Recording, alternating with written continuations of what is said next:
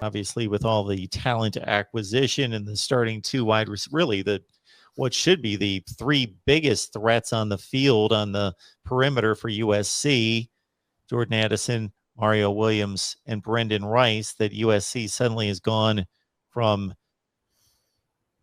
missing Drake London and not having anyone to replace him to what could be the top wide receiver room in college football. One of the interesting things about this topic, Mark, is that there's a website, Sports Pac-12, which rates all the players and position groups in the Pac-12 conference. An analyst, Jack Folman, is someone we've had on our Trojans Wire in-house podcast several times, extremely knowledgeable about Pac-12 athletics, particularly football.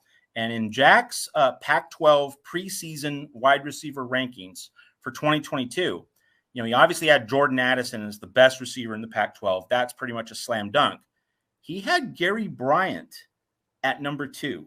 That was an eye popper. So like Mario Williams was also in the top 5, but he had Gary Bryant at number 2. And so it brings up the point that, there are the big splashy names, but a lot of people who follow USC football are convinced that USC's 3rd, 4th, 5th receivers are very much up to the task. It's not just going to be the Jordan Addison show with Mario Williams in a supporting role. There are going to be lots of supporting actors out here in Hollywood who will have a chance to impress the audience, and Gary Bryant being one of those. But like the other point to make here is that we saw several different receivers get involved in that spring game back on April 23.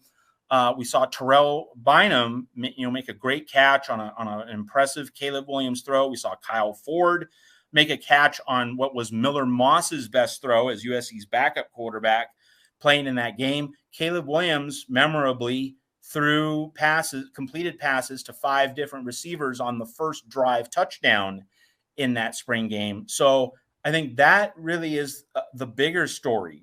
Jordan Addison's going to grab the headlines. Mario Williams, also a very splashy transfer as well. But a lot of people who follow the Pac-12 think that USC has like 5 or 6 solid, dependable receivers. And so that in many ways is the ultimate strength of the group. Jordan Addison, an elite player, no question about it. But USC is really deep at this particular position.